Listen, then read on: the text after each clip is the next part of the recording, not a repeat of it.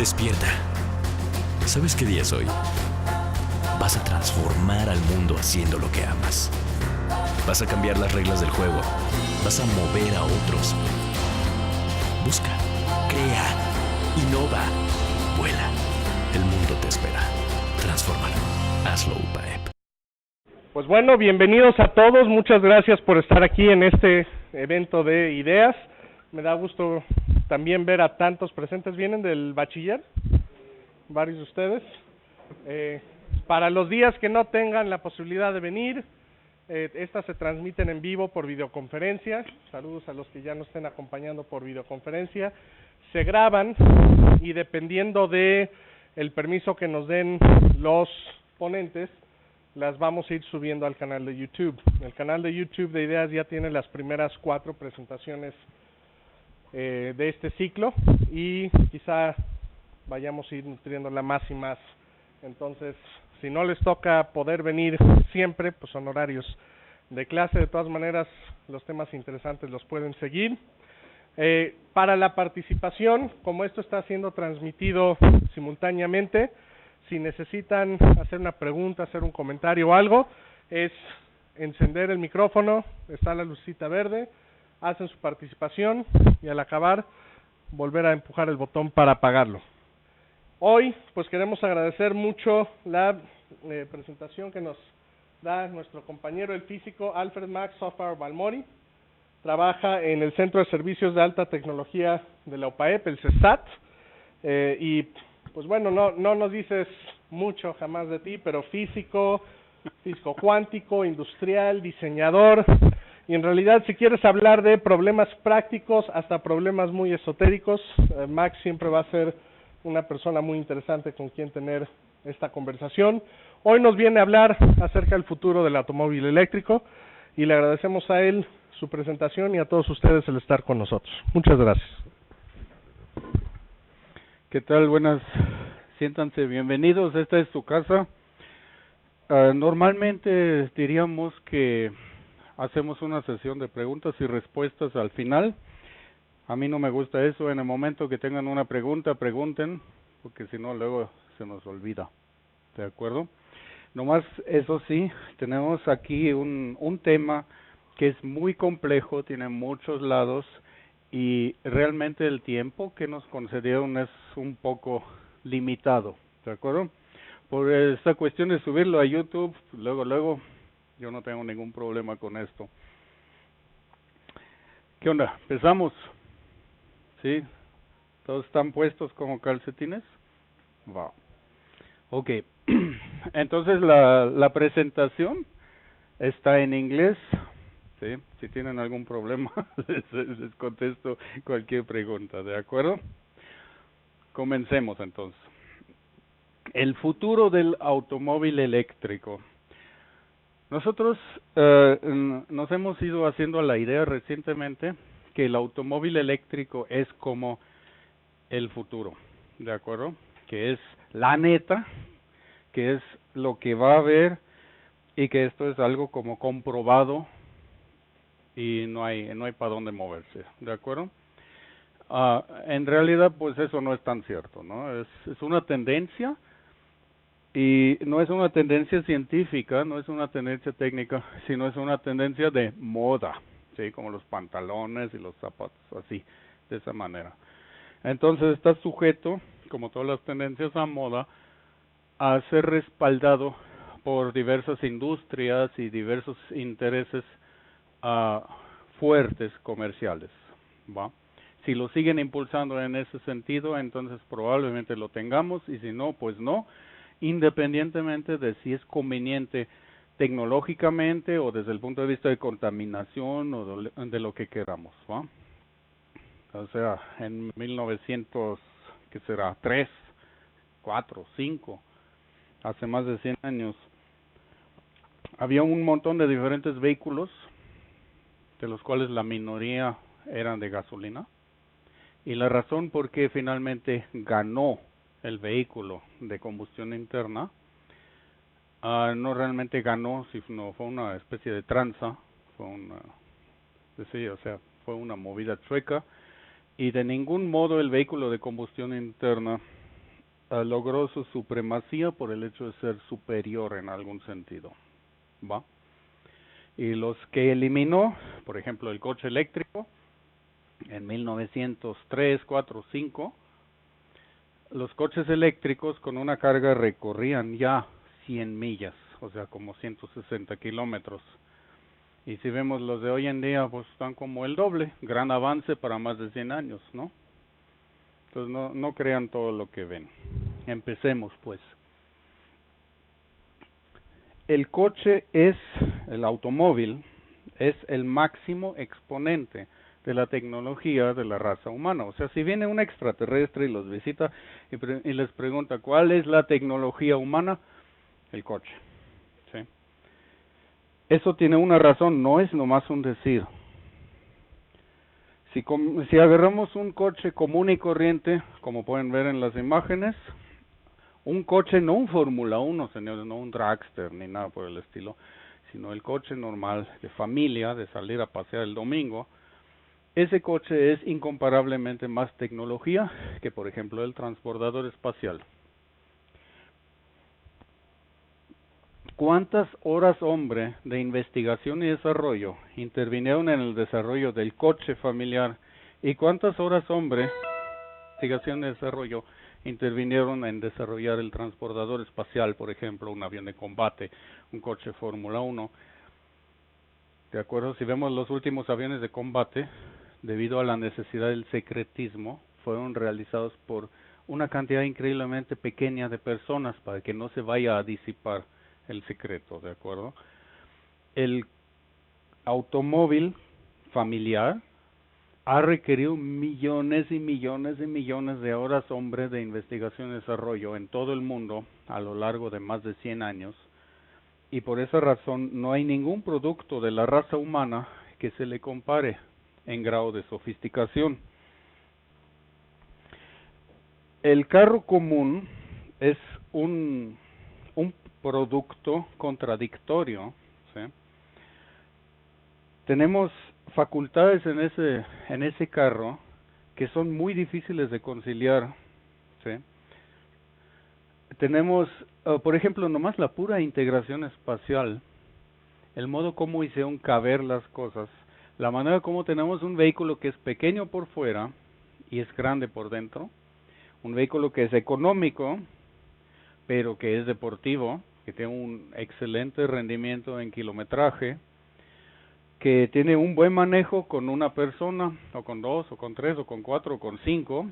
En Fórmula 1, por ejemplo, si el centro de peso del vehículo se sale un poco de donde debe estar, el carro ya no funciona de manera confiable, ¿de acuerdo? Le tienen que poner, si cambia el piloto, por ejemplo, le tienen que poner unas placas de metal atornilladas al chasis para compensar la desviación del centro de gravedad, etcétera, etcétera. O sea, el carro común y corriente no es nada común y nada corriente, ¿de acuerdo? Es un gran logro de ciencia y tecnología y ha tomado muchísimo tiempo para realizarse. Tenemos el carro como por su vertiente, que es el sistema de transporte. Lo utilizamos como sistema de transporte, sea el coche, sea el camión, sea el tráiler, lo que ustedes quieran. Y obviamente nosotros queremos que el nuevo carro, llamémoslo así, el carro que el futuro traiga, cumpla cuando menos con eso. Tenemos el carro como una expresión de libertad. Técnicamente, ¿qué tan interesante pareciera ser esa expresión de libertad? Pues mucho, porque millones y millones de carros se han vendido con ese argumento, ¿de acuerdo? Generalmente cuando compramos un carro no compramos el que más nos conviene, el más así o el más asá, sino nos compramos el que más nos gusta, ¿de acuerdo? La expresión de libertad es una de esas vertientes. Tenemos el carro como un símbolo de estatus, ¿sí? También muchos carros en el mundo se venden precisamente para cumplir esa aspiración del futuro dueño, el símbolo de estatus. Muchísimo, aquí en Puebla en especial. Tenemos el carro como una especie de extensión de la sala de estar. algunos dicen de la matriz, ¿verdad? La gente en el carro se siente protegida, se siente abrazada y cobijada y no sé qué. Y de hecho se sabe que estadísticamente una cantidad de accidentes se debe a que la gente percibe más seguridad de la que la situación real ofrece, ¿de acuerdo? O sea, se confían porque se sienten protegidos por ese carro. O como decía alguien alguna vez, si el chofer estuviera amarrado a la parrilla, manejaría con mucho más cuidado, ¿de acuerdo? Tenemos el carro como un problema logístico. Sabemos que todas las monedas del universo tienen dos caras. Entonces, si ofrece una solución a algún problema, también va a ofrecer un problema, obviamente. Y tenemos el carro como se ha ido manejando últimamente, el carro como el contaminador principal, el Tyrannosaurus Rex de todos los problemas que tenemos, que tampoco es cierto, ¿no? O sea, el carro sí es problemático, pero no es realmente así de problemático como lo pintan. Tenemos un barco de contenedores, por ejemplo, que cruce el océano, contamina incomparablemente más. Ahí también se han tomado medidas, ¿verdad?, para enverdecer esos motores, pero realmente el carro no es el principal problema. Vamos a ver aquí una cosa. El caso de los carros cada vez más autónomos. Los coches desde hace muchos años tienen control crucero. O sea, yo pongo cierta velocidad y el coche por sí solo es capaz de mantener esa velocidad. ¿De acuerdo? El control crucero, por ejemplo, yo lo puedo hacer de diferentes maneras de inteligente si le agrego capas. Aquí tenemos, por ejemplo, el tiempo de frenada para un coche que tiene un sensor de distancia al carro que va adelante, qué tan rápido reacciona el coche autónomo versus el ser humano. Y la reacción del coche autónomo pues, es mucho más veloz, sin ninguna duda, no hay ningún problema con esto. Igual como en los aviones, el piloto automático no es un muñeco inflable que se sienta ahí en el asiento del chofer, iba a decir, del piloto, pues, sino es una cantidad de funciones que se pueden prender y apagar una por una. También en los coches autónomos, los que existen actualmente, muchos tienen ese manejo por capas, ¿de acuerdo? Entonces, tenemos, por ejemplo, el control crucero, pero ya adaptivo, ya no es nomás que mantiene una misma velocidad en el medidor de velocidad, digamos, sino ahora es como más inteligente, se puede ajustar a la velocidad de los demás carros. Inclusive algunos ya hacen referencia al mapa del navegador para saber si viene, por ejemplo, una subida, entonces va ganando velocidad desde antes de llegar a la subida y por el estilo para economizar un poco de combustible. Luego tenemos el sistema ABS, supongo que todos lo conocemos, donde una computadora maneja individualmente cada uno de los 4 frenos y es capaz de reducir la distancia recorrida durante la frenada de una manera muy, muy importante. Y luego tenemos el sistema de control de tracción, donde vemos que un carro que no tiene el control de tracción empieza a colear. Este aquí es un caso un poco mal explicado, porque no todos los coches colean, hay coches que hacen lo contrario, ¿sí? Pero la idea es que sabemos que el control de tracción mantiene el coche, digamos, apuntado hacia donde queremos ir, bajo condiciones donde sin el control de tracción no sucedería esto. ¿Cómo se logra el control de tracción? Frenando selectivamente diferentes ruedas, a través, por lo tanto, del mismo sistema básico que podríamos llamar el ABS, ¿no?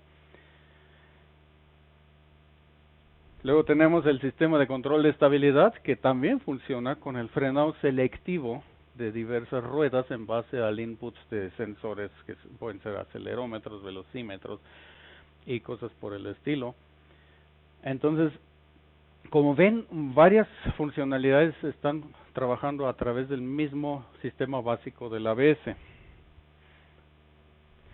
Tenemos el sistema de frenado automático, cuando detecta el coche que va demasiado rápido y que el que está adelante tiene una diferencia de velocidad demasiado importante respecto a nuestro carro.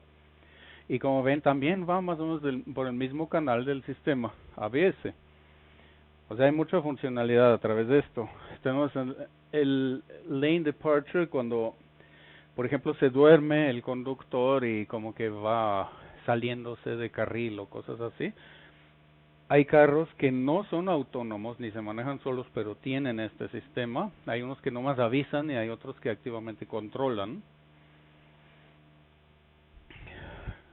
Tenemos ya, pero viene más fuerte, el Internet of Cars, donde cuando menos localmente, digamos, sobre una distancia de una cuadra, quizá 2 o 3, los vehículos se pueden comunicar unos con otros. Y creo que queda claro que esto permite muchas cosas. Si tomamos todos los sistemas en conjunto, podemos tener coches circulando con 10 centímetros entre defensa y defensa a toda velocidad. Podemos en el crucero podemos imaginar coches pasando, quizá con margen de unos cuantos centímetros a toda velocidad cruzándose, cosas que no se puede hacer con humanos al volante. Y también es obvio que esto solo puede funcionar si todos los vehículos lo tienen, porque lo contrario es una receta para el desastre. Sí, porque los vehículos que no tienen sistema de comunicación serían invisibles a los que sí lo tienen. Entonces, o sea, todo esto supone una infraestructura que puede estar basada principalmente en los carros sin requerir, digamos, estaciones de tierra o estaciones fijas. Pero aún así, el sistema está extremadamente lejos de estar disponible. Tenemos el sistema del navegante. Este sistema del navegante, por ejemplo, no toma en cuenta los demás carros. Pero con el Internet of Cars, vamos a tener los demás carros aquí en el mapa, moviéndose en tiempo real. Y además están los sistemas autónomos basados en toda la faramalla que llevan los carros, ¿no? Vamos a ver otro lado, los carros híbridos.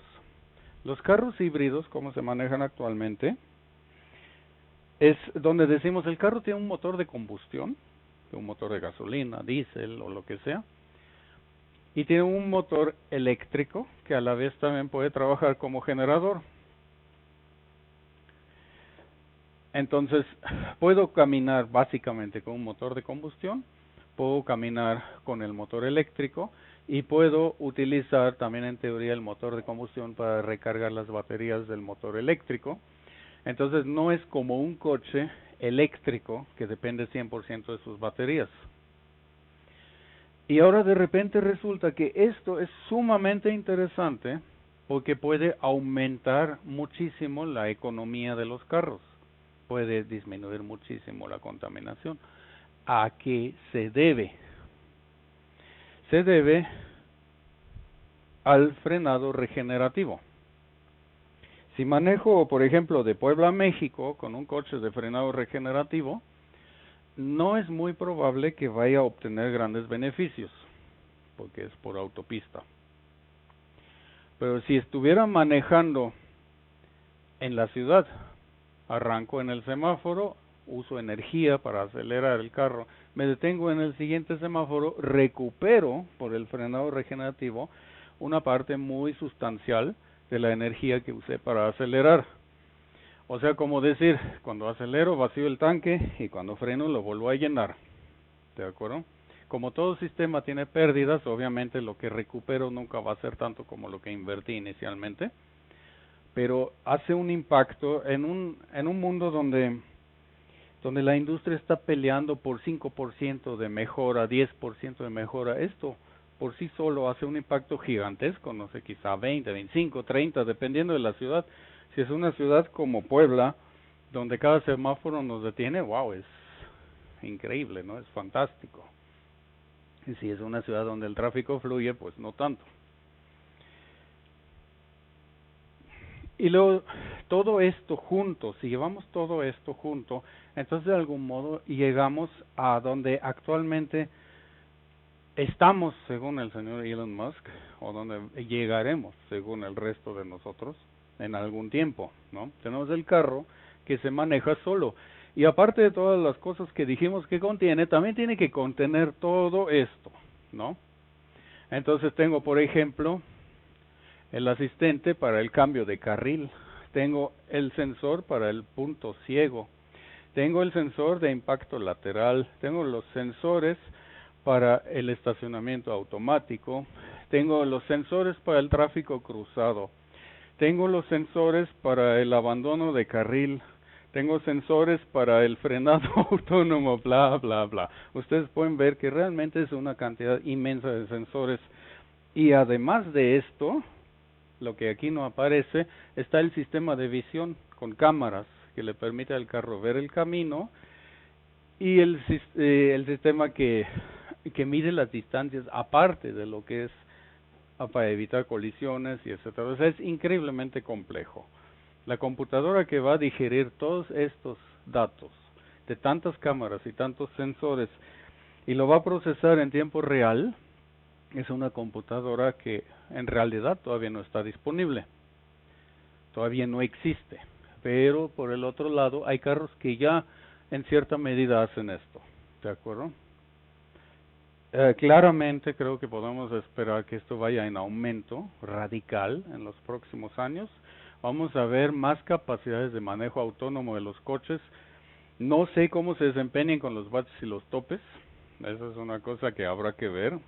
Por ejemplo, la función de estacionarse automáticamente los coches aquí en México tiene graves problemas porque las banquetas no tienen la misma altura, etcétera, etcétera. Pero peor tantito porque las defensas de los demás carros no están a la misma altura. Si hay un camión volteo ahí estacionado, los sensores en la defensa de nuestro carro jamás van a detectar ese camión y se va a echar de reversa y va a destruir toda la parte de atrás, ¿no? Entonces, el carro, para que pueda hacer todo lo que se supone que un carro autónomo puede hacer, depende de que las banquetas se vean como deben ser y que las rayas en la carretera estén donde deben estar y toda una larga lista de cosas, ¿de acuerdo? Ahora, vamos a dar un salto cuántico. La aerodinámica, como pocos sabemos, es una gran mentira. La aerodinámica en los coches es algo que no existe, señores. A la velocidad a la que un coche normalmente se pudiera esperar que se moviera, o en el entorno de velocidades que un coche típicamente podía usar, el cuerpo más aerodinámico tiene forma de gota. Y ustedes pueden ver que ningún coche tiene forma de gota. Había algunos alguna vez, hace mucho tiempo, pero eso se acabó. La aerodinámica que vemos en los coches es en forma de cuña puntiaguda. Esa es una aerodinámica derivada de la idea de los aviones de combate, ¿sí? Y esa aerodinámica es eficiente cuando estamos mucho más al norte de los 1000 kilómetros por hora. Con otras palabras, los coches no son aerodinámicos. Lo que llamamos aerodinámica en los coches es algo que es para la pupila del comprador nada más. Y eso de que si le pongo más spoiler se vuelve más aerodinámico, totalmente lo contrario. Ahora, debajo de los 50 kilómetros por hora, que típicamente en el planeta Tierra es la velocidad máxima permitida en zonas urbanas, la aerodinámica todavía no entra siquiera como factor de juego, ¿de acuerdo? A 50 kilómetros por hora puedo tener un coche que parece caja de zapatos. Así que es probable que con nuestras ciudades sobrepobladas y hiperllenas de carros, a una velocidad baja, los coches citadinos vayan a ser cada vez más con forma de caja. Que aunque sean pequeños, capaces casi de dar la vuelta en el mismo punto, chance que puedan caminar de lado, que tengan mucho espacio adentro. La forma es la caja, ¿de acuerdo? Pero eso requiere también de coches que sean la antítesis, ¿no? Un carro que sea bajo, aerodinámico, capaz de velocidades muy altas, pero de aceleraciones muy bajas, hay que decirlo, y que sea bueno para las autopistas. Esto es bajo cierta premisa. Si suponemos esto, entonces suponemos que va a haber un espaciado relativamente grande entre los carros. Y ahorita les voy a explicar por qué. Si suponemos que los coches se manejan autónomamente, entonces también suponemos que van a mantener muy poco espaciado entre un carro y el siguiente carro. Y bajo esas condiciones los coches aerodinámicos son menos aerodinámicos que los cajones de zapatos. ¿Alguien quiere hacer una observación al respecto? ¿No? Entonces yo sigo observando. Va. Así es. Si yo tengo una autopista y tengo coches aerodinámicos como este, o si yo tengo una autopista y tengo coches con forma de caja de zapatos, cuando están pegaditos defensa con defensa, las cajas de zapato hacen como un tren y resultan ser más aerodinámicos que este tipo de coches. No sé si se lo imaginan. Significa que el hecho de que de estos carros para autopista, esto es mientras haya un conductor humano al volante. En el momento que el coche se maneja solo y puede mantener una distancia increíblemente corta con el que va adelante, me conviene más un coche en forma de caja de zapato y de hecho que esté más plano todavía adelante para que ensamble bonito y haga un churro aerodinámico y para reducir el rozamiento global entre todos. ¿De acuerdo? Entonces, las nociones de aerodinámica que tenemos más o menos son como la idea de los dinosaurios y el asteroide también estaba a punto de chocar, ¿de acuerdo? Entonces, ahora sí, despídanse de la aerodinámica. ¿Sí? Vamos a ver las emisiones de los coches eléctricos. Las emisiones, ¿cuáles son las emisiones? ¿De qué emisiones hablamos? Hablamos de las emisiones de escape de los coches eléctricos. ¿Cuáles son las emisiones de escape de los coches eléctricos? Si agarro, por ejemplo, por Arco Norte y me voy hacia Querétaro, voy a ver una gran planta termoeléctrica, ¿sí? Que tiene turbinas para producir energía eléctrica, quema petróleo crudo prácticamente, ¿sí? Y produce electricidad. Y yo llego a mi casa, conecto mi coche eléctrico y lo cargo, y aunque mi coche no tenga un mofle, la planta termoeléctrica sí tiene el mofle y salen nubarrones negros de ahí. Entonces, por país, ¿qué emisiones tienen actualmente los coches eléctricos por kilómetro recorrido? Y ustedes pueden ver que hay países que son más verdes, hay países que son menos verdes, hay países que definitivamente, ¿cómo lo llamaríamos? Son antiverdes, ¿sí? Entonces, el coche eléctrico va a tener 0 emisiones si la generación de la energía eléctrica que estoy usando produjo 0 emisiones. De lo contrario, todo esto es una mentira. Resulta también que los coches eléctricos son un problema en el sentido de la disponibilidad de energía, cuánta energía existe, cuánta se está generando, y no solo cuánta se genera, sino también cuánta se puede transportar a través de las redes existentes. Ok, dejo esta pregunta al aire, y mientras le van dando vuelta, vamos a morder otro pan diferente, ¿de acuerdo? Uno de los problemas que tenemos actualmente, vamos a contrastar pues, uno de los problemas que tienen nuestros coches actuales es el hecho que virtualmente todos se basan en el mismo tipo de energético y virtualmente todos emiten, por lo tanto, el mismo tipo de contaminación. Si nosotros pudiéramos tener una cantidad, un surtido de diferentes energéticos, también tendríamos, en lugar que toda la contaminación fuera de un mismo tipo, tendríamos diferentes tipos de contaminaciones y sería más llevadero de algún modo para el planeta Tierra. Entonces, esa pluralidad de energéticos es algo que necesitamos de alguna manera. Y no sé si ya se están dando cuenta para dónde voy. Cuando tenemos puros coches eléctricos, nuevamente estamos en un monocultivo energético. Nuevamente vamos para un mismo lado. Cuando en 1905 había 30 diferentes energéticos que usaban los coches, me pregunto por qué 100 años después, en el 2005 solo había uno.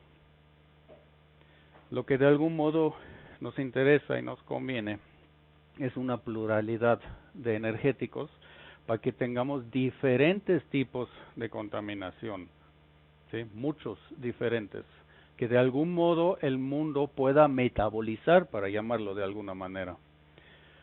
Queda claro que tenemos que disminuir el impacto ecológico, pero el hecho de diversificarlo también es ayuda.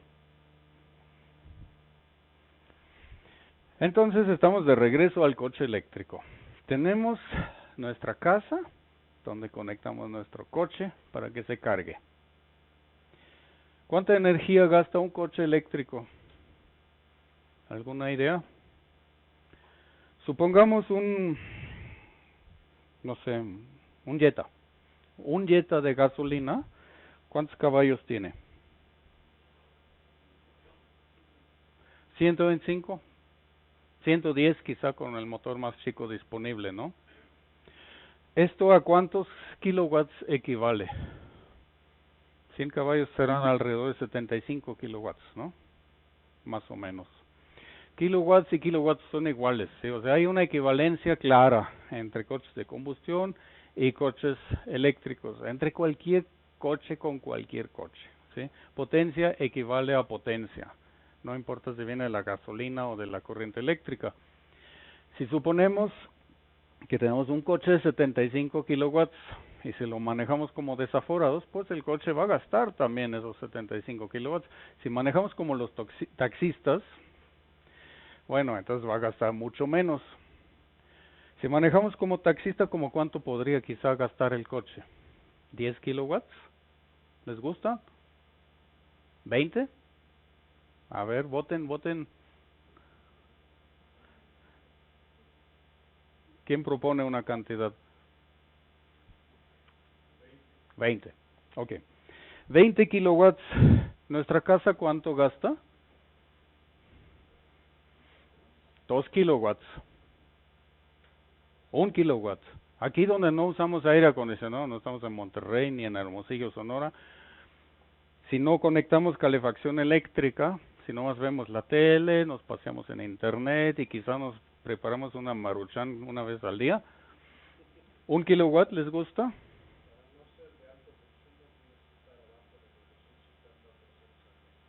Ajá. Sí, pero eso se divide entre todas las horas que tiene el mes. Realmente el consumo de una casa es una babosada, por lo tanto, ¿de acuerdo?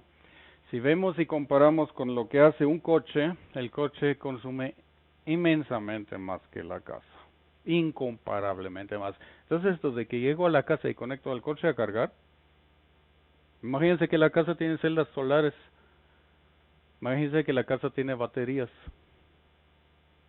como que no suena lógico, ¿verdad? ¿Y qué tal si llego con la casa, con el coche para cargar la casa? ¿Qué pasaría? Es como más lógico, ¿no? Es como más lógico. Y yo puedo decir, cuando no estoy en la casa, el consumo de energía de la casa es muy reducido. Empieza a aumentar cuando yo llego, ¿no? Entonces yo podría decir, supongamos que vivo solo, como es una tendencia a futuro en todo el mundo, y lo estamos viendo ya aquí en México también, que cada vez las familias son más pequeñas. No sé si se han fijado, en Europa Central la familia generalmente es una persona y un perro, o un cuyo, un periquito australiano o lo que sea. En una casa de esas, mientras no estamos nosotros, el perro como no ve la tele, no se mete en internet, ¿me explico? Ok, entonces es lógico que la casa básicamente se puede mantener con quizá un panelito solar, ¿no? Para mantener el refri frío y nada más.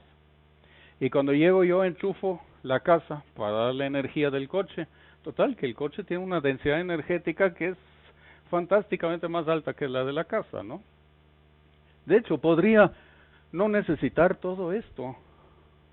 Es factible, porque tengo un dispositivo transportador de energía que tiene 4 ruedas, ¿sí? No necesito realmente conectarme a la red. Puedo llevar la energía conmigo y cuando llego a la casa, conecto la casa y tengo energía. De hecho, si damos un paso más adelante, podríamos decir, en algún punto es factible que se junten varias personas a trabajar en una oficina para hacer una cosa en común. ¿Cómo le decíamos esto? Empresa. Se llama empresa. Podría ser que esas personas lleguen con sus coches a la empresa y la conecten para darle energía, ¿no? Podría ser.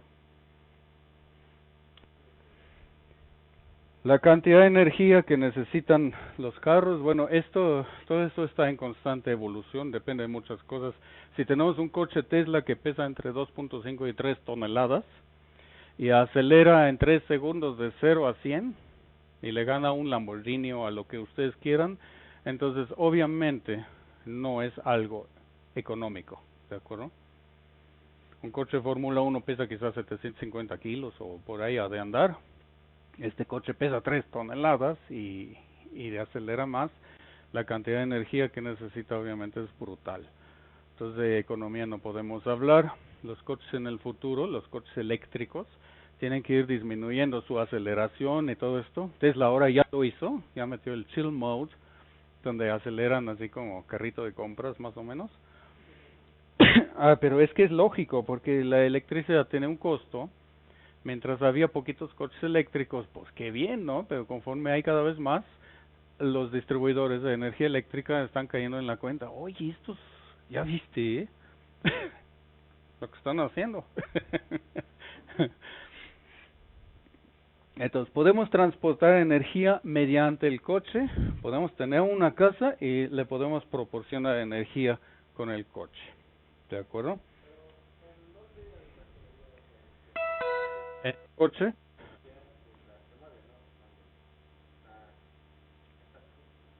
Bueno, imagínate, si tienes un coche eléctrico como un Tesla, el coche es un gran banco de baterías, de ahí viene el gran peso, ¿no?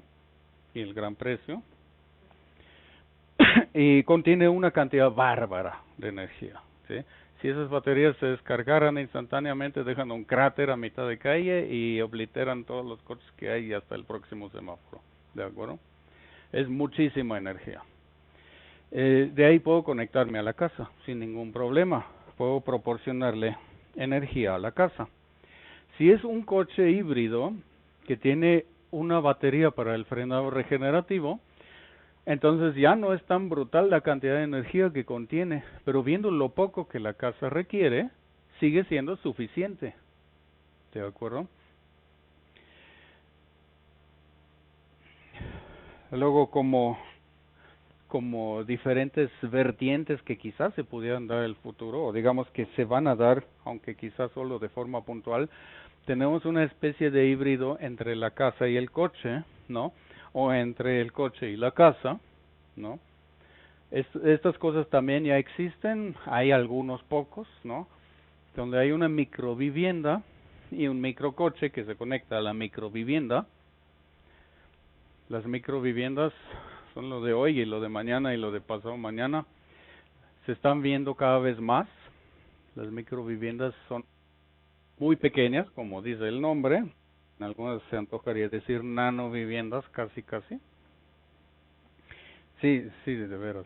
Son muy pequeñas, están muy eficientes en el uso de energía, son sumamente eficientes en el uso de espacio, tienen muebles que se convierten como transformer de ida y vuelta y se convierten en una cosa y en otra. Y están empezando a hacer no solo moda, sino casi se podría decir furor en diferentes lugares del mundo. Y obviamente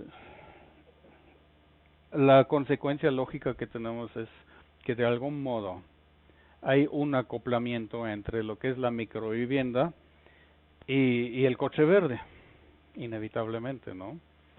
Ya se está viendo también eso. Ahora, si yo con el coche voy a energizar la casa, en una microvivienda esto es aún más cierto, aún más lógico. Inclusive puedo llevar a cabo teóricamente la calefacción si tengo un vehículo que produce calor, y todos lo hacen, también los eléctricos. Esto es también un tema muy interesante, lo que producen los coches. En Europa se hizo una especie de iniciativa de ley hace unos años, donde los coches eléctricos tienen que tener un sistema de sonido que produce una especie de sonido de motor, porque descubrieron que un coche que a baja velocidad, 25 o 30 kilómetros por hora, no produce ningún sonido, causaba gente atropellada, ¿no? Porque la gente está ahí en la banqueta platicando y no sé qué, no solo están viendo, también están escuchando. Entonces ahora, inclusive Nissan anunció hace como un mes o algo así, que sus coches eléctricos también ya van a tener un sonido. Y hay inclusive investigaciones que se están haciendo para ver como qué sonido estaría padre para un coche eléctrico, porque digo, ya que está eléctrico, no quiero que suene como uno de gasolina, pero quiero que se oiga bonito, ¿no? Porque digo, el sonido del coche también es un factor de ventas de algún modo. Sí, hay carros que se venden más por su sonido. Ok, salto cuántico, once again. Vamos a ver una cosa completamente diferente. Me van a decir, esto no tiene nada que ver con lo que estábamos viendo. Tenemos una red eléctrica. En esa red eléctrica tenemos un lugar donde se genera la energía. Esta energía se transforma en alta tensión. La alta tensión tiene la capacidad de ser transmitida sobre distancias muy, muy grandes, cientos de kilómetros, a través de continentes enteros.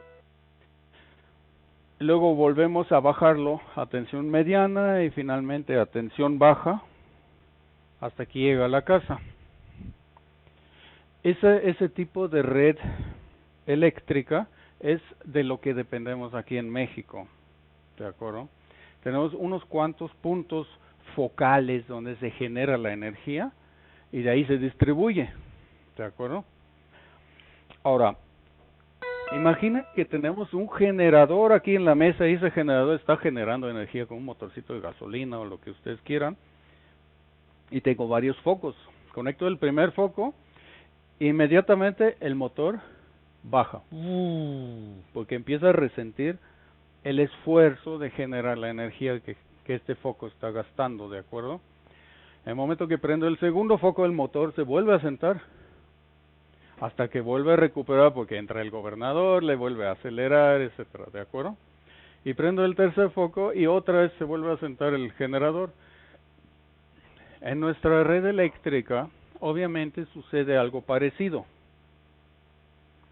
En el momento que aumenta la demanda, necesariamente lo resiente el generador.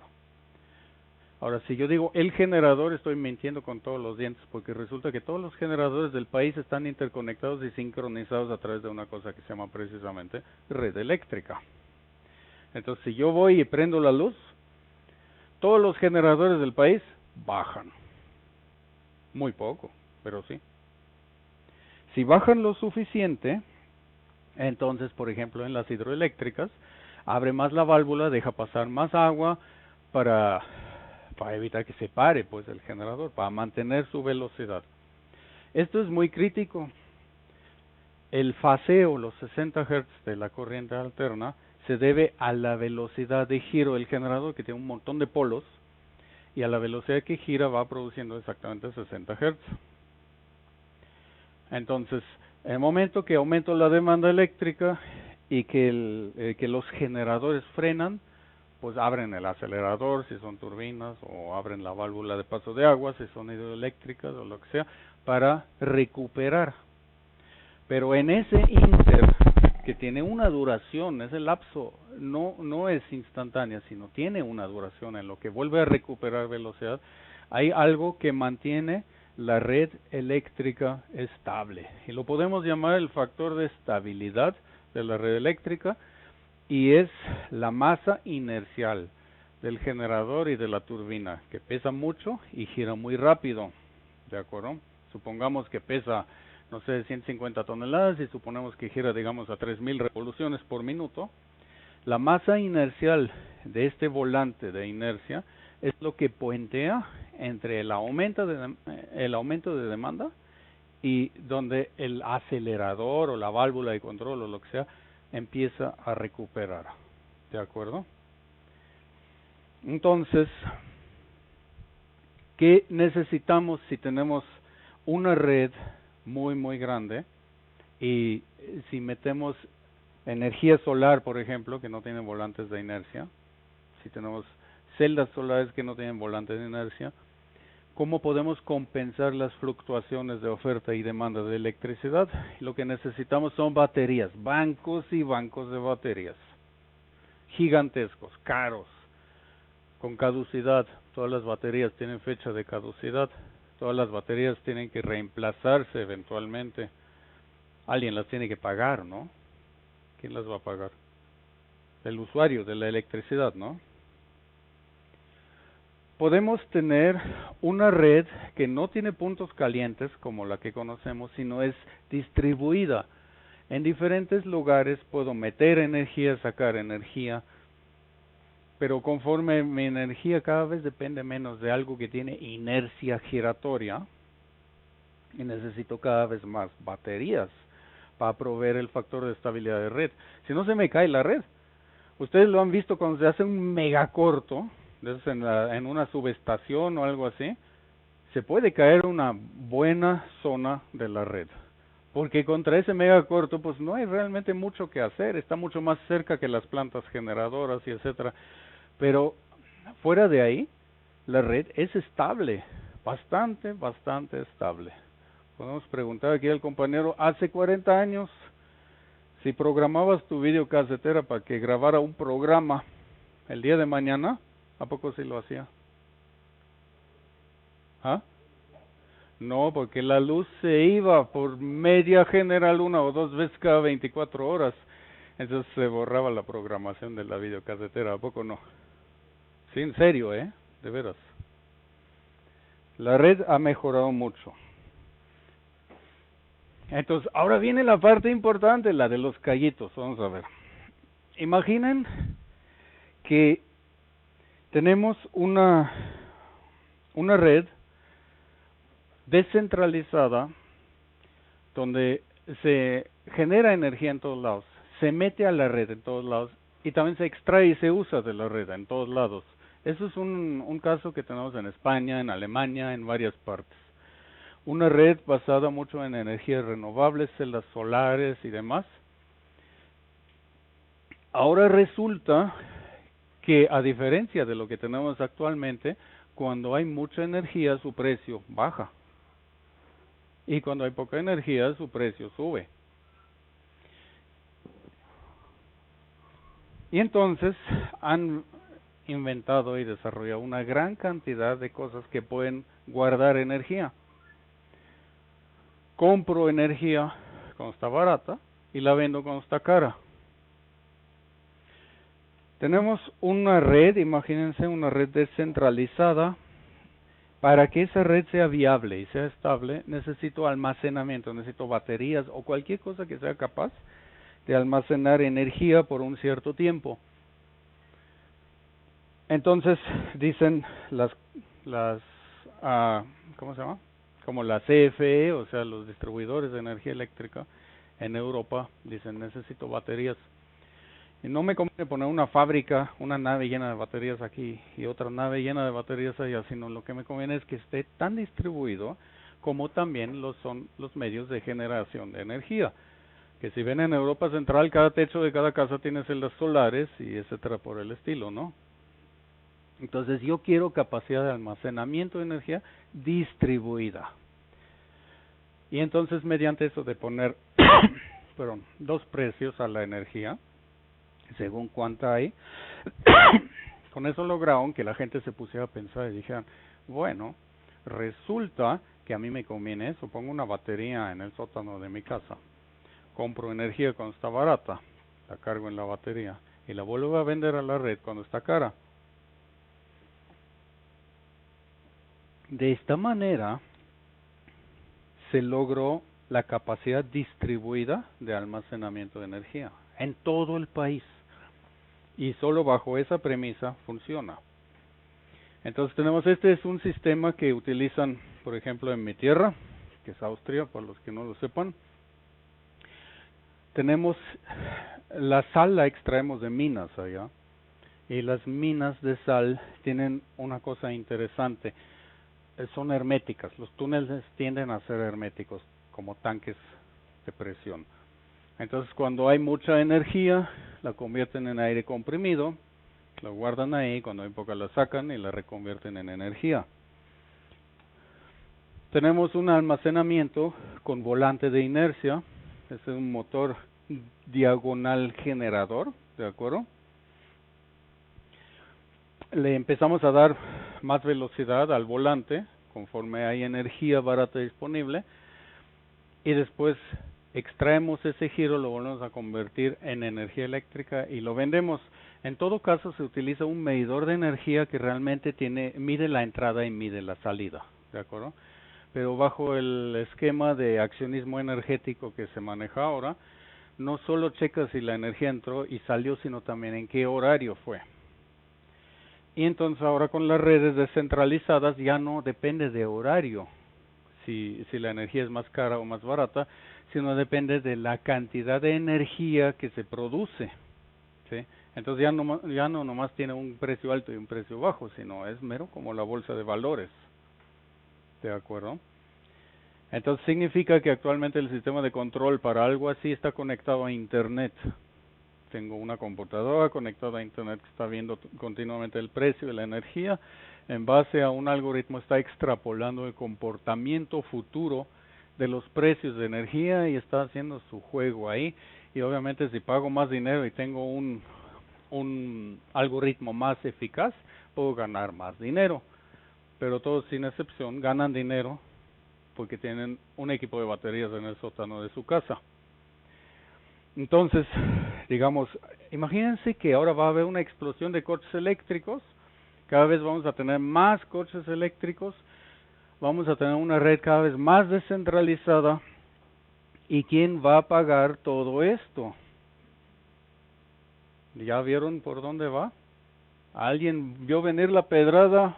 No, nadie. ¿Pecho a tierra? No. Bueno, las baterías en los coches eléctricos son las que van a equilibrar todo el sistema. Aquí tenemos otro sistema, tenemos una represa, tenemos unas turbinas, cuando el agua baja genera energía y cuando la energía es barata vuelve a bombear agua hacia arriba, ¿de acuerdo? Se utiliza mucho en Europa, tenemos que es algo más moderno, se ven como carros de tren con bloques de concreto gigantescos, cuando hay energía sube la colina, cuando falta energía baja la colina y genera energía. Tenemos el sistema donde un tren eléctrico está frenando y le está transfiriendo la energía a otro que está acelerando y lo que pueda sobrar va a un sistema de almacenamiento. O sea, como pueden ver, por donde sea y como sea necesitamos un sistema de almacenamiento. Aquí en México necesitamos igualmente una red descentralizada, si no, no hay suficiente energía para los coches eléctricos. Necesitamos, por lo tanto, almacenamiento, si no la red no es estable. Y el único almacenamiento que vamos a tener a corto plazo es el de las baterías de los coches. ¿Estamos de acuerdo? O sea, el coche es el problema y es a la vez la cura al problema que el mismo coche representa. Entonces, por ejemplo, en Tesla, ustedes pueden ver que están vendiendo la idea de los superchargers, donde en unos minutos se puede cargar la batería de un coche eléctrico.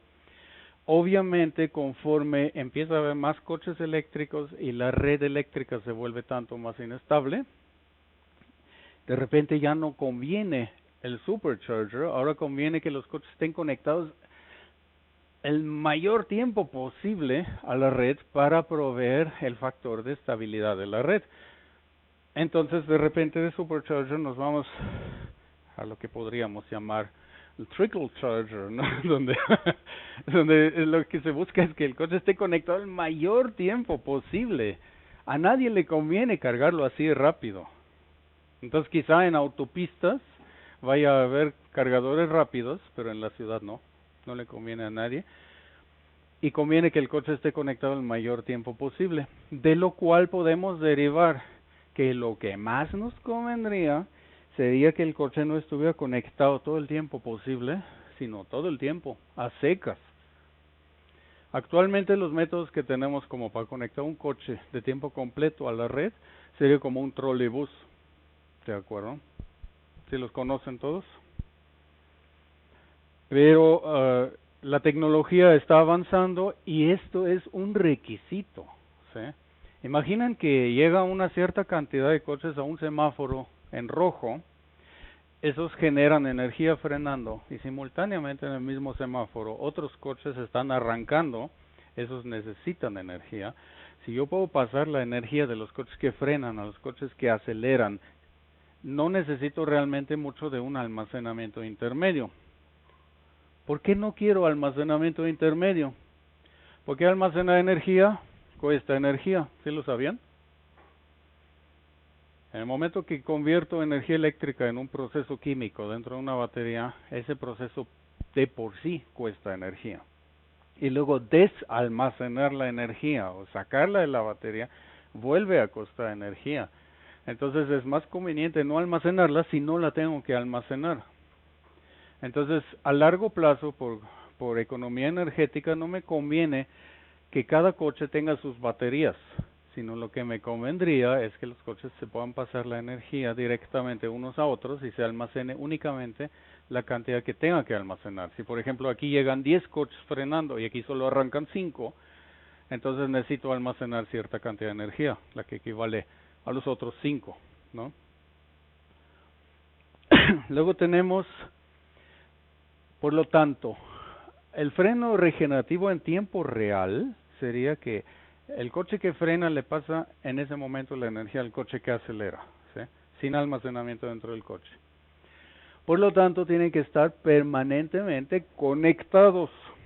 Tecnología que en este momento no tenemos, pero es tan urgente que probablemente la vayamos a tener en los próximos años. Entonces, esto de transferencia de energía entre carros en movimiento es algo que es absolutamente a fuerza. Vamos a ver mucho desarrollo en ese sentido. Luego tenemos coches eléctricos con celdas de combustible, eventualmente con hidrógeno o cosas así. La celda de combustible podríamos decir de algún modo que es como si fuera una batería, pues una batería que no solo almacena energía, sino que puede producir energía. De hecho no almacena, nomás produce. Es una especie de fuente de energía que morfológicamente se parece a una batería. Luego tenemos los carros que solo tienen batería. Los carros que dependen totalmente de una batería, como los Tesla actuales, están condenados a la extinción. No sirven. La única ventaja que ofrecen es el frenado regenerativo, pero cualquier híbrido también lo hace. ¿De acuerdo? Entonces, coches totalmente eléctricos, fuera. Y aquí hay un punto importante. Desde hace más de un año, he estado presentando prototipos de coches eléctricos que tienen transmisión. Antes de eso se había manejado que la falta de transmisión en los coches eléctricos es una ventaja porque simplifica la construcción. Pero en realidad, ustedes imagínense que tienen un coche que van a arrancar siempre en cuarta. Necesitan un motor inmensamente poderoso. Lo mismo, exactamente lo mismo pasa en un coche eléctrico que no tiene transmisión. Si le podemos poner transmisión, el alcance, el kilometraje por carga de batería aumenta muchísimo. Y hay ya coches eléctricos que tienen transmisión y los primeros tenían 2 y 3 velocidades. Bentley hace como 6 meses presentó uno con 12 velocidades, ¿no? Para que vean la tendencia. Entonces los coches eléctricos sin transmisión probablemente están muertos. Otra vía de desarrollo que tenemos encima y ya se está haciendo es una cuestión relacionada con motores de combustión. Muy, muy interesante. Se trata de lo siguiente. Un motor de combustión, para que se pueda usar en un coche, tiene que poder girar a muchas diferentes velocidades, ¿sí? Desde lo que es marcha en vacío o ralentí hasta lo que es todo acelerador. Tiene que ser eficiente, tiene que ser poco ruidoso, tiene que vibrar poco, tiene que no sé qué tanto, en una gama muy amplia de velocidades. Si hacemos un motor de gasolina, por ejemplo, y ese motor no va a mover el coche, sino va a mover únicamente un generador eléctrico, entonces no me interesa a qué velocidad gira ese motor. Y eso implica que puedo tener el motor girando en su régimen óptimo, a la velocidad donde produce más potencia, con menos consumo y etcétera. El motor, su computadora, todo su sistema de administración se simplifica muchísimo. Y entonces tengo un coche híbrido donde, a diferencia de los actuales, el motor de combustión no puede mover el coche, sino solo mueve un generador y es luego un motor eléctrico el que mueve el coche. ¿De acuerdo? Probablemente es una vertiente que vamos a ver mucho en el futuro, al menos durante todo el tiempo que la red eléctrica todavía no esté lista para cargar con una gran cantidad de coches eléctricos. Eso lo llamamos Range Extended E-Cars, carros eléctricos con Range Extender. Si lo quieren buscar, Range Extender, con R aquí al final, comprende una amplia variedad de sistemas de combustión interna, la mayoría de las veces, que solo mueven un generador eléctrico, no mueven directamente las ruedas del coche ni nada por el estilo. Y luego tenemos otra cosa, es los coches compartidos. El coche compartido es algo obvio en ciudades cada vez más sobrepobladas, donde en sí el espacio disponible para coches en la calle no está aumentando. Y si ustedes se fijan, si compran un coche lo utilizan como el 10% del tiempo, en el mejor de los casos, y está estacionado el 90% del tiempo, ¿no? Entonces se entiende que en coches compartidos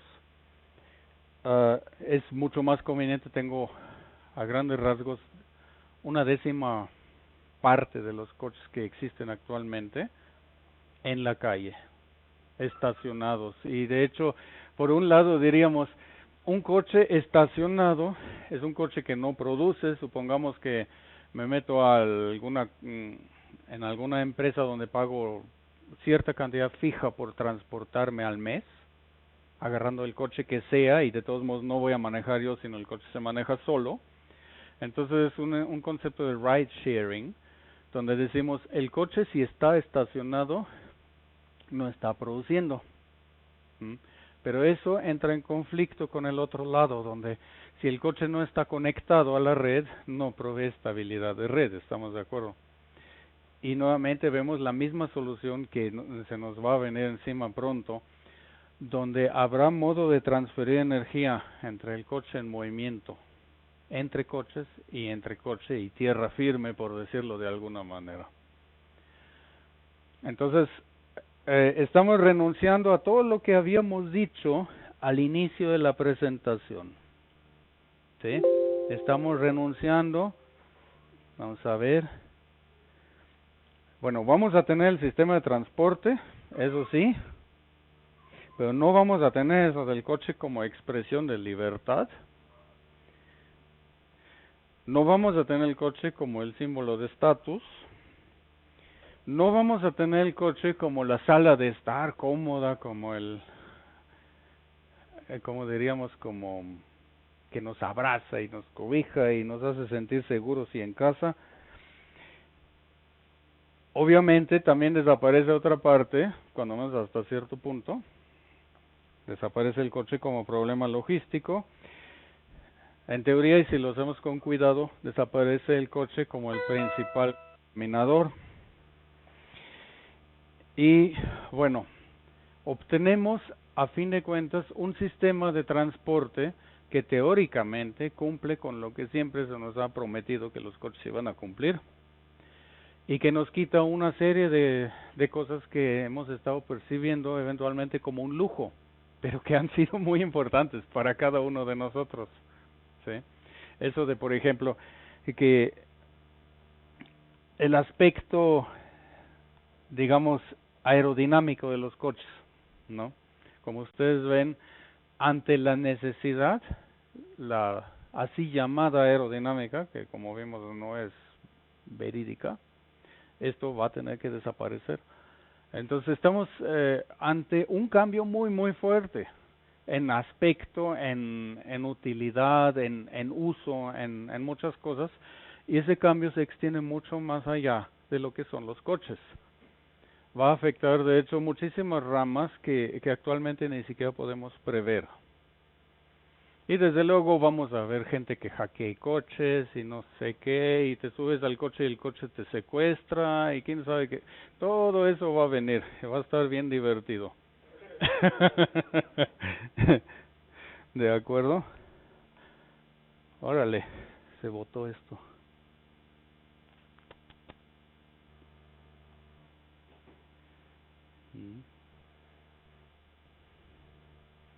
Ya no llegué a donde quería llegar.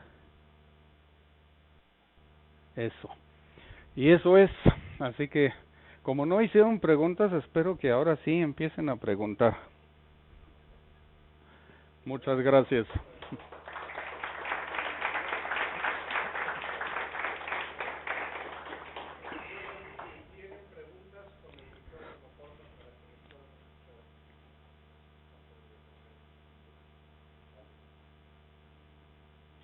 No hay preguntas. Adelante. Entonces podríamos esperar que va a haber una mezcla de posibles fuentes de energía eléctrica para los automóviles, no solamente, digamos, basado en combustible diésel o gasolina. Un motor, el rango extendido le puede dar más vida al motor diésel de combustión interna como generador de energía eléctrica, y algunas otras soluciones como el gas líquido, no el gas licuado, sino el gas líquido o el hidrógeno. ¿Cómo lo ves? De hecho, yo pienso que tiene que darse esto. Tienen que darse coches que funcionen con aire comprimido, que funcionen con celdas de combustible a base de hidrógeno, que funcionen con baterías de flujo, no sé si las conozcan, donde realmente tengo un tanque de electrolito nuevo y un tanque de electrolito gastado, y mediante una bomba circulo el electrolito a través de una batería. Coches de energía solar, pues no, porque un panel solar de un tamaño suficiente no cabe en un coche, pero en teoría sí lo puedo tener en la casa, ¿no? Sin embargo, entonces sería un coche eléctrico, ¿no? Pero imaginen que pongo una turbina eólica y en lugar de generar electricidad comprime aire, por ejemplo, y lo guarda en un tanque.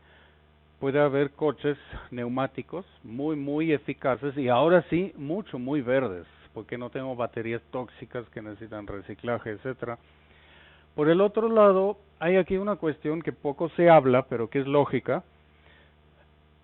Podemos utilizar biogasolina, biodiesel, que en un mundo donde hay gente que se muere de hambre realmente no parece como una opción muy viable, aunque sí hay lugares donde se ve, como en Brasil. Podemos ver el caso de diésel y gasolina de origen mineral, como estamos usando actualmente, por una cosa muy interesante. La deuda ecológica de la elaboración del petróleo fue pagada en el tiempo de los dinosaurios. Entonces, lo que pagamos actualmente es la deuda ecológica del uso del diésel y del petróleo y de la gasolina, no la deuda de su producción.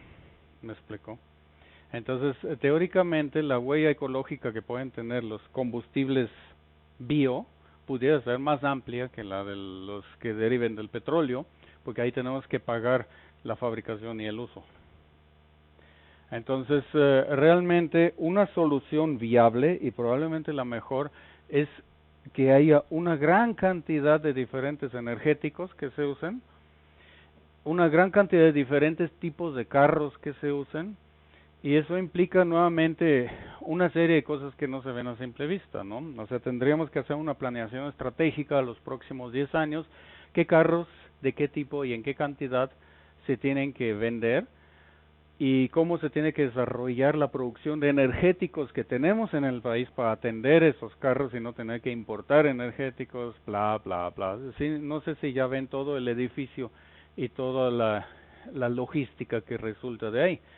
Si tengo, no sé, 10% de carros diésel y 20% de carros de hidrógeno y así, tengo que abastecerlos, ¿no? Y voy a tratar de diseñar las cifras de producción de carros por los próximos 10 años de acuerdo a lo que creo que podré producir para entonces. Entonces tengo que desarrollar, no sé, la capacidad de fabricación de hidrógeno, si va a tener carros de hidrógeno. Y entonces significa también que el usuario va a la concesionaria a comprar un coche y no va a comprar el coche que él quiera, sino el coche que el plan estratégico le permite, ¿no? O sea, todo esto implica en muchos lados un recorte de lo que actualmente percibimos como un privilegio que tenemos, o si todavía no lo sentimos como privilegio, aguanten un poco y ya verán que sí. Muchas veces el privilegio empieza a hacerlo cuando lo perdemos, ¿no? Antes era natural. ¿Alguna otra pregunta? ¿Sí contesté? Sí, muchas gracias. Silencio en la sala. Pues a ver, Max, ¿qué piensas de las alternativas de almacenamiento de energía que no son baterías como tal?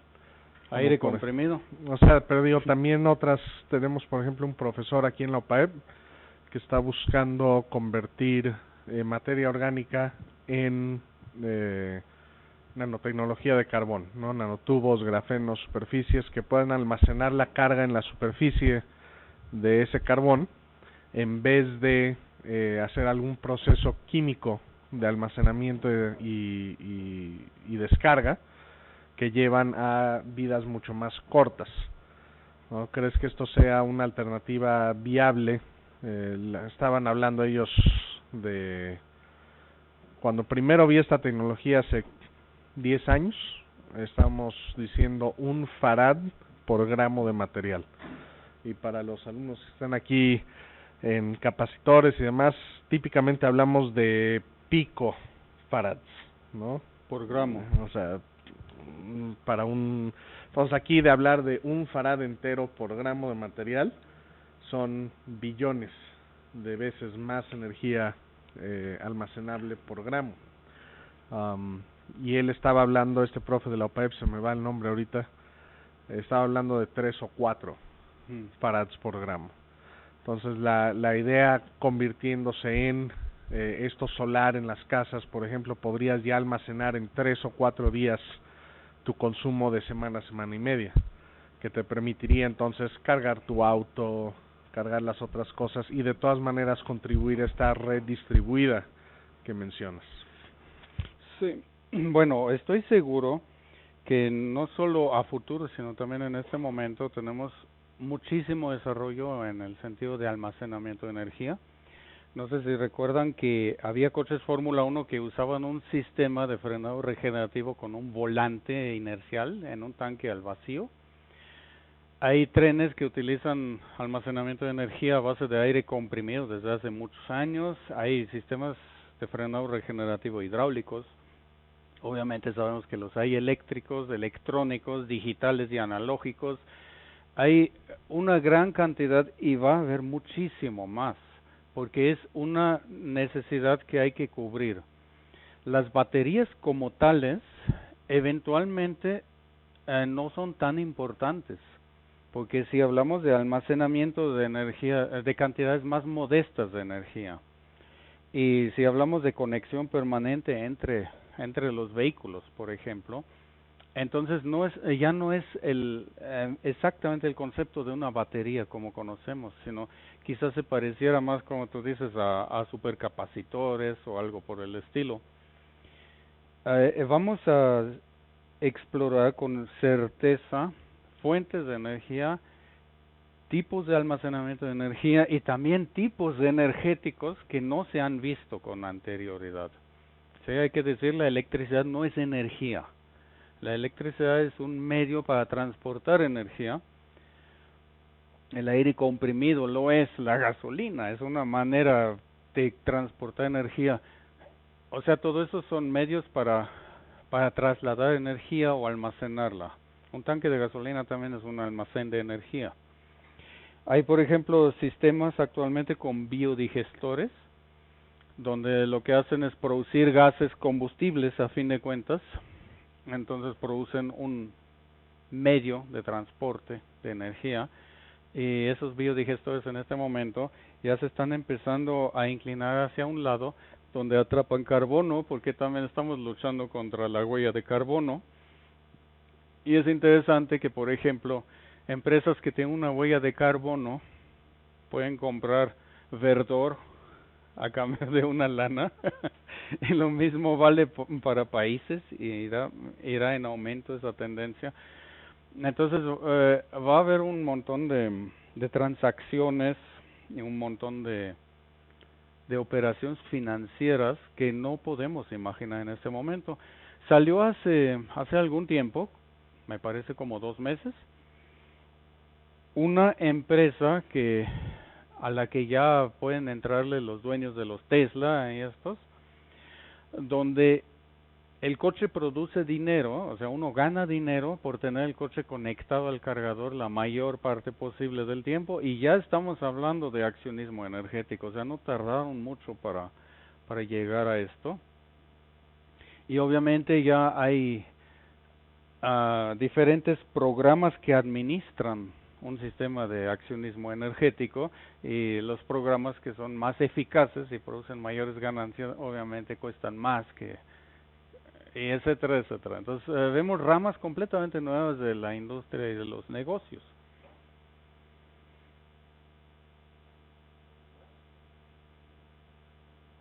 Hola, doctor, en cuestiones de intereses políticos, por ejemplo, económicos hacia México, ¿qué tan conveniente sería, bueno, en su opinión, ¿no?, de que todo este tipo de revolución energética hacia los carros se dé, ¿no?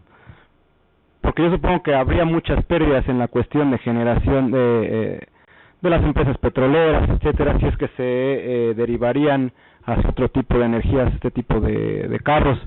Pues, ¿se puede? Es decir, ¿México está dentro de la mira o es un sueño medio guajiro y vamos a tener que estar viendo cómo en otros países funciona mejor? Actualmente solo hay un país en el mundo que no suscribió el Acuerdo de París sobre la contaminación, sin mencionar nombres. Wow. Lo que sucede es que en el momento que más países se van hacia el lado de los coches eléctricos, varios de ellos, como saben, ya tienen sus planes estratégicos que dicen qué porcentaje de los vehículos que se vendan anualmente tiene que ser eléctrico ya por ley. Entonces México no tiene la opción de quedarse atrás. México tiene que mantenerse más o menos al mismo ritmo de los demás. México tiene una gran ventaja en ese sentido, que es la energía solar. La tasa de insolación que tenemos aquí en México es una de las mejores que hay en el mundo, alrededor de 6.5 kilovatios hora por metro cuadrado al día de media anual. O sea, es mucho más. Por ejemplo, en el norte de América y de Europa la tasa de insolación es incomparablemente más baja. Entonces, si nos mantenemos más o menos al mismo nivel que nuestros vecinos, es posible que les podamos vender energía, como hay países que hacen actualmente. Por el otro lado, como digo, los acuerdos internacionales que nos van a obligar a subirnos a ese tren, los vehículos que van a fabricarse tanto aquí como van a ser de importación, como siempre ha sido. Lo que nos importa hasta cierto punto es un multicultivo de combustibles, no que sea todo eléctrico, porque caer en el monocultivo nos conduciría a la larga a un problema parecido al que tenemos actualmente con los combustibles fósiles. El desarrollo de maneras de almacenar energía, de lo cual supongo van a surgir maneras no eléctricas también. El sistema de frenado regenerativo, que es absolutamente inevitable. Los coches que dependen puramente de baterías o de almacenes de energía, que pienso van a desaparecer a la larga porque no son sustentables, ¿sí? No me conviene estar transportando mi energía conmigo todo el tiempo en el momento que hay una manera de transmitirla inalámbricamente, y supongo que eso lo tendremos cuando mucho en 3 años. Entonces, aquí la cuestión es, el desarrollo es previsible solo a grandes rasgos. Si queremos entrar en detalle, es casi imposible predecir qué va a suceder. Pero, como siempre, no hay que ser early adopters, como dicen, O sea, no hay que ser de los primeros que adquieren una tecnología nueva, tampoco hay que ser de los últimos, hay que mantenerse en la cancha de en medio más o menos. Y es creo la única recomendación que se pudiera hacer en un mundo donde el cambio va a ser lo único realmente constante. Solo vamos a poder confiar en que va a haber cambio todos los días. No sabemos exactamente hacia dónde.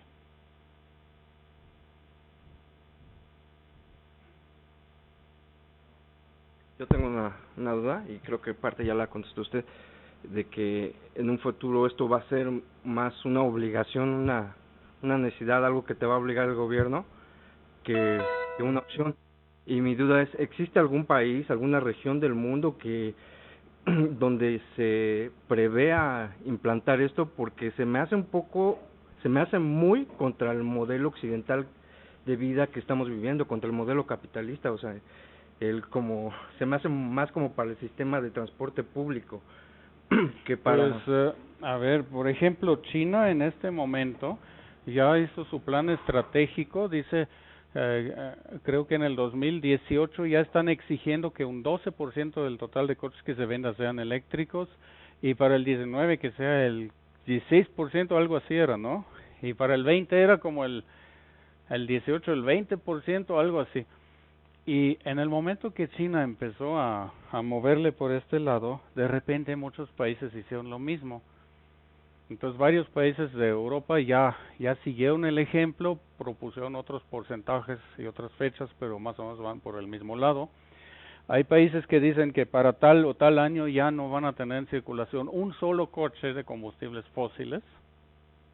Y esto está escrito en piedra, no es nomás de que lo dijeron a la ligera, ¿me explico? Entonces, si México se queda atrás, empieza a enfrentarse probablemente a una serie de sanciones y cuestiones por el estilo. Actualmente, no sé si ustedes saben que, por ejemplo, van a una concesionaria y compran un coche, hay muchos coches que no han pasado pruebas de choque correctamente, que no son confiables ni seguros. Muchísimos carros que se venden aquí, por ejemplo, no tienen sistema ABS, mientras que en el resto del mundo los coches sin ABS ya ni existen, están prohibidos por ley. México en este momento se está enfrentando a sanciones y presión diplomática por varias partes para que eso cambie. Y eso es algo que siempre hemos visto, no es nada nuevo. Entonces, creo que está garantizado que vamos a tener el mismo caso.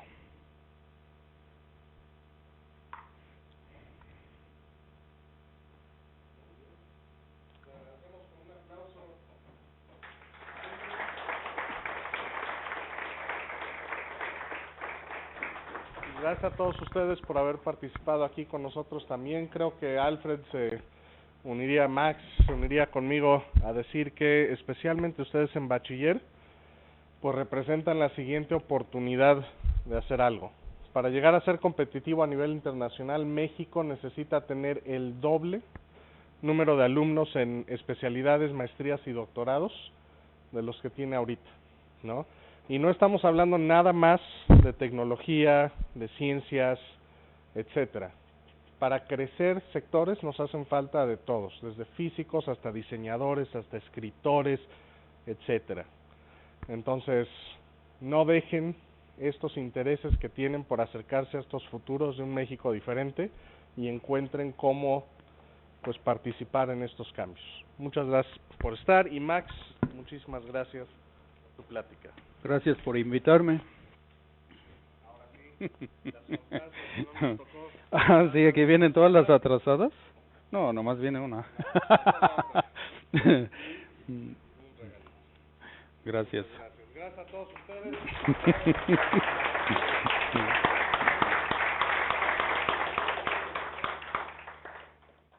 Despierta. ¿Sabes qué día es hoy?